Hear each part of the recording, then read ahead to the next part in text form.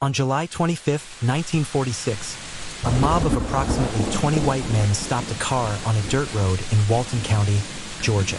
Inside that car were 4 black Americans, 2 young couples returning from posting bail for one of the men. What happened next would become the last mass lynching in American history. Roger and Dorothy Malcom, George and May Murray Dorsey. They were dragged from that vehicle, lined up along the banks of the Appalachian River, and shot over 60 times at point-blank range. May Murray Dorsey was 7 months pregnant. The shooters didn't wear masks. They didn't hide their faces. They didn't need to, because in 1946, in rural Georgia, they knew with absolute certainty that no court, no jury, no judge would ever hold them accountable. And they were right, despite over 100 FBI agents flooding into Walton County, the largest federal investigation in Georgia history at that time. Despite hundreds of interviews, despite eyewitness testimony, despite the entire community knowing exactly who pulled those triggers, not a single person was ever arrested. Not a single indictment was ever filed. The grand jury refused to return any charges. And then the court simply pretended it never happened. But here's what makes this story even more disturbing. The FBI knew who did it. The Department of Justice knew who did it. President Harry Truman knew who did it. And they let them walk free anyway. This is the story of the Moores Ford lynching, the atrocity that America's legal system deliberately chose to forget, the victims whose names were erased from justice, and the conspiracy of silence that protected murderers for over 75 years. This is the lynching case the court pretended never happened. To understand how 4 people could be murdered in broad daylight with dozens of witnesses and 0 consequences, you first need to understand what Georgia looked like in 1946. World War II had just ended. Black soldiers, men who had fought and bled for democracy overseas, were returning home to a country that still denied them the most basic rights of citizenship. They had defeated fascism in Europe. They had liberated concentration camps. They had watched their brothers die on foreign soil fighting for freedom. And when they came home, they found that freedom didn't apply to them. Georgia in 1946 was a state built on white supremacy. It wasn't hidden. It wasn't subtle. It was the explicit, stated, codified foundation of the entire social order. Black citizens couldn't vote. They couldn't serve on juries. They couldn't testify against white people in court. They couldn't eat in the same restaurants, drink from the same fountains, or attend the same schools.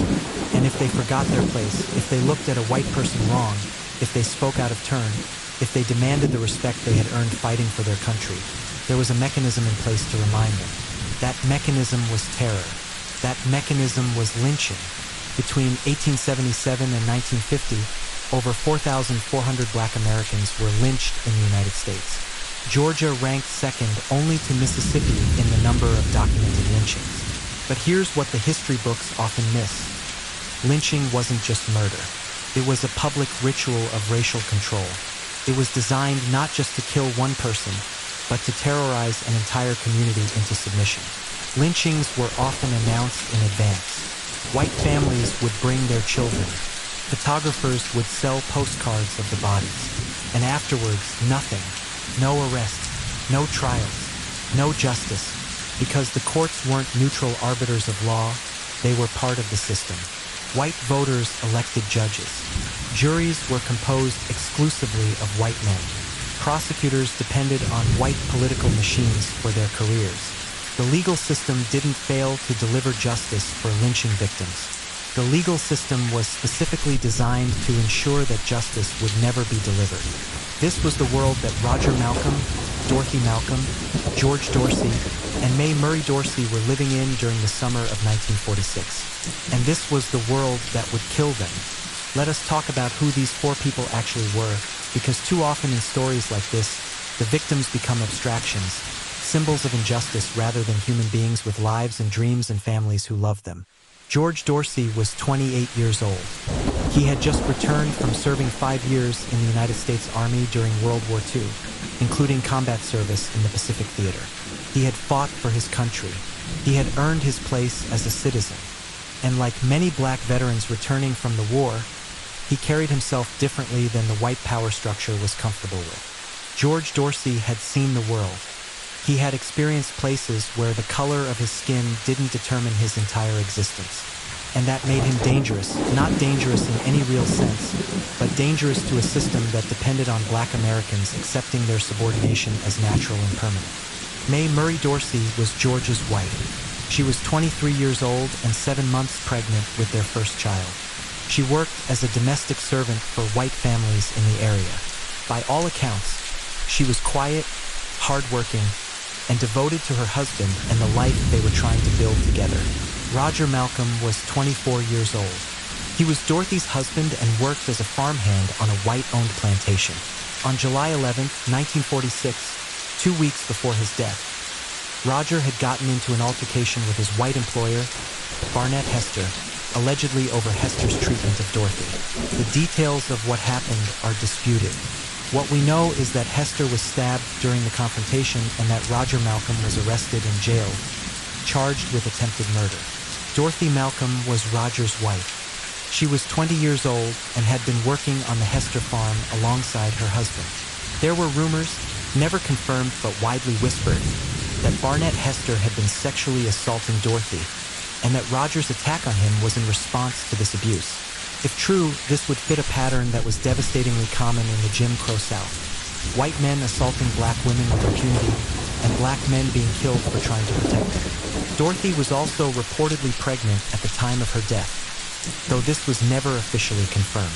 These were the 4 people who climbed into that car on July 25, 1946. A veteran, a young mother-to-be, a man who had tried to protect his wife, a woman who had suffered in silence. They had no idea they were driving toward their deaths. The morning of July 25, 1946, started with what should have been good news. Loy Harrison, a white farmer and prominent figure in Walton County, had agreed to post the $600 bond to release Roger Malcom from jail. Harrison claimed he needed Roger to work on his farm, that he was simply trying to secure labor for the harvest season. But there are reasons to question Harrison's motives that would only become clear later. That afternoon, Harrison drove to the Walton County Jail with George Dorsey, Mae Murray Dorsey, and Dorothy Malcom in his car. He posted Roger's bond, and the 5 of them, Harrison driving, the 2 couples in the back, began the journey back to Harrison's farm. To get there, they had to cross Moore's Ford Bridge, a wooden structure spanning the Appalachian River in a remote, heavily wooded area. This is where the timeline becomes crucial. According to Harrison's account, the only white eyewitness testimony we have. As they approached the bridge, a group of armed men emerged from the trees and stopped the car. Harrison claimed there were between 15 and 20 men, some with faces covered, all carrying shotguns and rifles. The men ordered the 4 black passengers out of the vehicle. What Harrison claimed happened next was that he was powerless to intervene. The mob moved too quickly, and there was nothing he could do. But investigators would later note significant problems with Harrison's story. How did the mob know exactly when they would be crossing that bridge? Roger Malcom's release wasn't announced publicly. The timing was supposedly spontaneous. Yet somehow, 20 armed men were waiting at precisely the right location at precisely the right moment. Harrison had to have told someone, or Harrison was more involved than he admitted. The 4 victims were dragged from the car and marched about 150 feet down a wagon trail toward the riverbank. The men tied their hands with ropes. According to later testimony from black witnesses who heard the account from community members, Mae Murray Dorsey recognized one of the killers. She called out his name. In that moment, the decision was made that no one could be left alive to testify. The mob opened fire. Investigators would later determine that approximately 60 shots were fired into the 4 victims at close range. Dorothy Malcom's face was so destroyed that she could only be identified by her clothing. The mob then calmly walked back to their vehicles and drove away. Harrison drove to the sheriff's office and reported what had happened, and thus began the most intensive and ultimately the most futile investigation in Georgia history. Within days of the Moore's Ford lynching, President Harry Truman ordered the FBI to take over the investigation. The political context matters here. Truman was facing pressure from civil rights organizations and the black press, which had grown significantly more influential during the war years. The NAACP was demanding federal action against lynching. The international press was covering the murders, and America, trying to position itself as the moral leader of the free world against Soviet communism, was facing embarrassing questions about its treatment of its own citizens. So, the FBI descended on Walton County in force. At the peak of the investigation, over 100 federal agents were conducting interviews, gathering evidence, and trying to identify the killers. They faced a wall of silence. No one in the white community would talk. Witnesses who were known to have been in the area suddenly couldn't remember anything. Alibis were constructed and corroborated. The code of white solidarity held firm, but the FBI did gather evidence. Significant evidence. They identified suspects. They developed a list of likely participants. They found witnesses who would speak off the record but refused to testify formally. And here's where the story takes its darkest turn. The FBI knew who did it. Internal Bureau documents, declassified decades later, reveal that investigators had compiled substantial evidence against specific individuals. They had identified the likely ringleaders. They had witnesses who had confided in them privately. But the Department of Justice determined that they couldn't proceed with federal prosecution. Why? Because the only applicable federal statute at the time, Section 52 of Title 18, which prohibited conspiracy to deprive citizens of their constitutional rights, was too weak. The penalties were minimal, and proving conspiracy required witnesses who were willing to testify. And no one would testify. The case was referred to a state grand jury in December 1946. The grand jury was composed entirely of white men from Walton County, many of whom likely knew the killers personally. Some may have been related to them. After hearing testimony, the grand jury declined to return any indictments. No charges were filed. No one was arrested, and the case was closed. What happened in Walton County after the grand jury's decision is almost as disturbing as the lynching itself. The community closed ranks completely. Families knew, neighbors knew, churches knew. Everyone in that small, tightly knit community knew exactly who had stood at Moore's Ford Bridge and pulled those triggers. And they kept silent for decades. As the killers aged and died, they took their secrets to their graves. Some reportedly confessed on their deathbeds. But by then, it didn't matter. The statute of limitations for state murder charges never expires. But you can't prosecute a dead man. In 1991, a Georgia newspaper published an investigative series on the case, reigniting public interest. Witnesses came forward, now elderly, now willing to talk. They named names, but the suspects were dead. In 1946, justice delayed was justice denied, and the system had delayed just long enough. The Moore's Ford Memorial Committee was formed in 1997, organizing annual reenactments of the lynching to keep the memory alive and to continue pressing for the truth. In 2007, the Georgia Bureau of Investigation reopened the case. They gathered new evidence. They conducted new interviews. They found witnesses who were finally willing to speak on the record. But once again, no indictments came. In 2017, the Department of Justice officially closed its investigation, citing the deaths of all known suspects. After 71 years, the federal government formally declared that no one would ever be held accountable for the murders of Roger Malcom, Dorothy Malcom, George Dorsey, and Mae Murray Dorsey. The court didn't just pretend this case never happened. The entire American legal system, federal and state, over the course of 7 decades, made the deliberate choice to let murderers die free. We need to talk about Loy Harrison, because his role in the story remains one of its most troubling mysteries.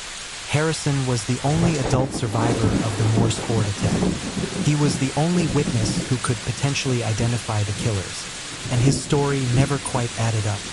Harrison claimed he was an innocent bystander, that he was powerless against the armed mob, that he had no idea the ambush was planned. But consider the facts. Harrison drove directly to the most remote crossing point in the area. He had numerous other route options that would have avoided Moore's Ford Bridge entirely. He chose the most isolated one. The mob knew exactly when the car would arrive. They were already in position, hidden in the woods. This wasn't a spontaneous gathering. It was a carefully planned ambush that required advanced knowledge of Harrison's route and timing. and Harrison had motive. Roger Malcom had stabbed a white man. In the racial calculus of 1946 Georgia, that demanded retribution. Harrison, as a prominent white farmer and community member, would have been expected to participate in that retribution, or at least facilitate it. FBI investigators suspected Harrison's involvement from the beginning. They interrogated him repeatedly. They found inconsistencies in his statements. They believed he was lying, but they couldn't break him. Harrison died in 1972, having never faced any charges in connection with the lynching. If he was involved, and many historians believe he was, he took his secrets to his grave like so many others in Walton County. How does the legal system fail this completely? The Morse Ford case isn't an anomaly. It's a perfect illustration of how the American legal system was structured to provide impunity for racial violence. Let's break down the layers of failure.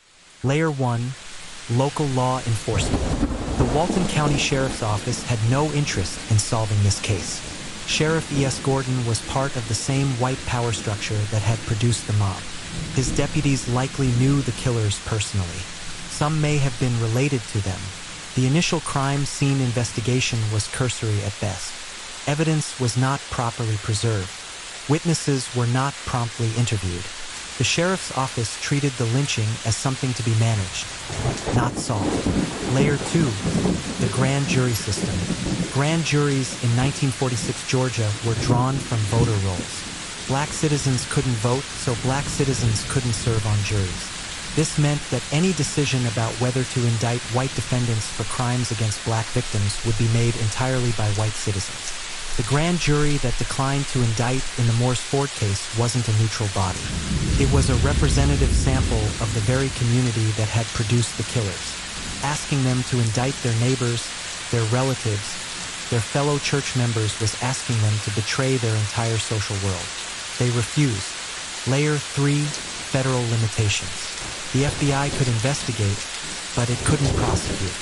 Prosecution required either state cooperation, which wasn't coming, or federal statutes strong enough to proceed independently. In 1946, those statutes didn't exist. The Civil Rights Act of 1968 would eventually strengthen federal authority to prosecute racially motivated violence. But that was more than 2 decades too late for the victims of Morse Ford. Layer 4, political will. Ultimately, justice requires political will. It requires prosecutors who are willing to take unpopular cases. It requires judges who will rule fairly, even under community pressure. It requires elected officials who will prioritize justice over political convenience.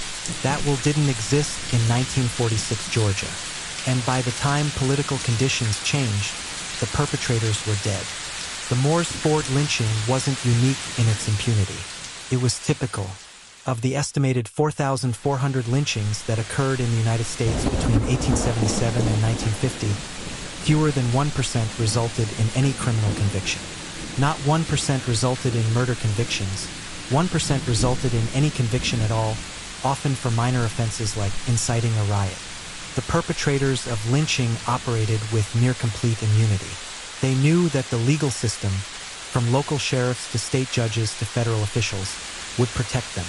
This wasn't a failure of the system. This was the system working exactly as designed. The same courts that refused to prosecute lynchers would vigorously prosecute black defendants for the most minor offenses. The same juries that wouldn't convict white murderers would sentence black men to death based on the flimsiest evidence.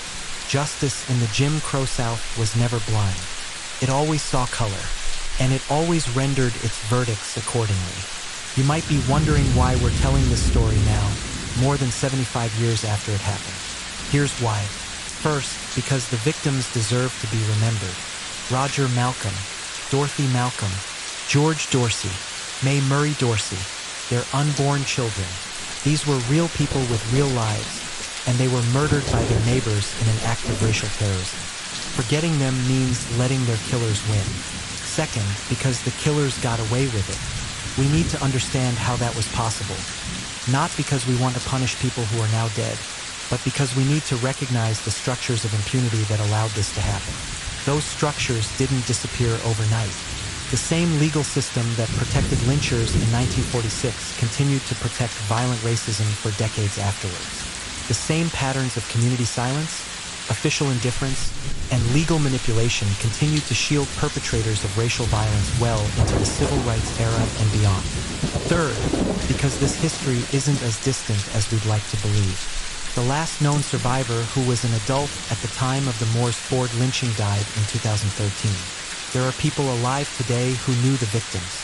There are people alive today who knew the killers. This isn't ancient history. This is living memory.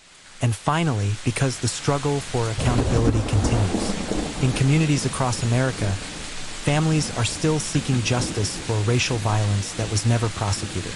Cold cases from the civil rights era remain open. Graves remain unmarked. Stories remain untold.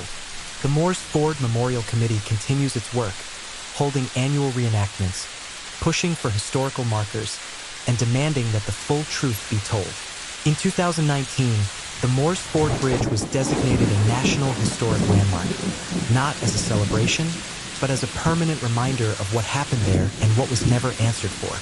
Every July 25th, a group of dedicated activists gathers at Moores Ford Bridge. They perform a reenactment of the lynching, a dramatic recreation that puts audiences face to face with the horror of what happened there. Some people criticize these reenactments as too graphic, too painful, too much. But the organizers understand something essential. America tends to look away from its most shameful moments. We prefer to believe that racism was a Southern problem, a historical problem, someone else's problem. The reenactment forces us to look, to witness, to remember that 4 people were murdered here, that dozens participated, that hundreds knew, and that millions benefited from the racial order that made it possible. The Moores Ford lynching represents something larger than 4 deaths. It represents the systematic failure of American law to protect its most vulnerable citizens. It represents the conspiracy of silence that protected perpetrators of racial terror. It represents the cost that Black Americans paid for centuries, in blood, in grief, in justice forever denied. And it represents a question that we're still grappling with today. What do we owe to the victims of injustices that were never made right? The killers at Moores Ford Bridge died without facing any earthly judgment for their crimes. The courts pretended it never happened. But we remember Roger Malcom, Dorothy Malcom, George Dorsey, Mae Murray Dorsey, and the unborn children who never drew breath. We remember, and in remembering, we refuse to let the silence win. If this video moved you, please consider sharing it with someone who needs to hear this story. The more people know about what happened at Moores Ford Bridge, the harder it becomes for history to be forgotten. May the souls of the victims find eternal rest. This is the truth they hoped you would never find. Now you know.